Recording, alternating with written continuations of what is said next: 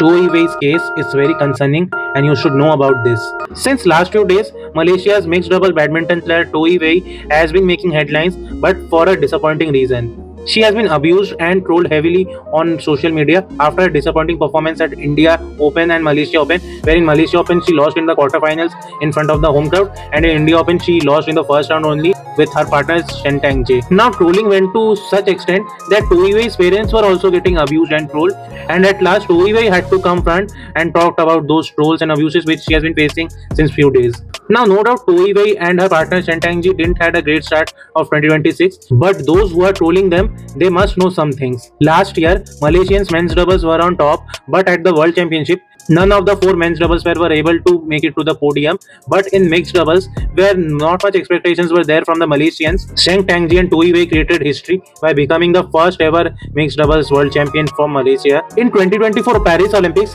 Peng Yanjie and Huang Dongping were favorites to win medal in that Olympics, but during group stages only, Chen Tangji and Toei Wei handed them a defeat which they couldn't resist, and later on they got knocked out in the quarterfinal stages only. Badminton fans across the world appreciated the game style of both Chen and To, and if few bad tournaments made her a victim of online abuse, then it's really shameful. Mind you, she is the first female world champion from Malaysia in badminton, so she deserves some special kind of respect, not the trollings which she has been facing since few days. I could understand fans get frustrated after seeing their favorite players not being able to do that well, but if you are trolling them and their family members for that, then you need to think again, because she gave you that thing which no other female player gave you before. So you shouldn't judge her and her partner for few bad performance, because bad patches do come in every athlete's life, but if they know how to come out from those patches, then only they are great players, and I expect Toei Wei and Chen Tangji to come back and perform well again for Malaysia.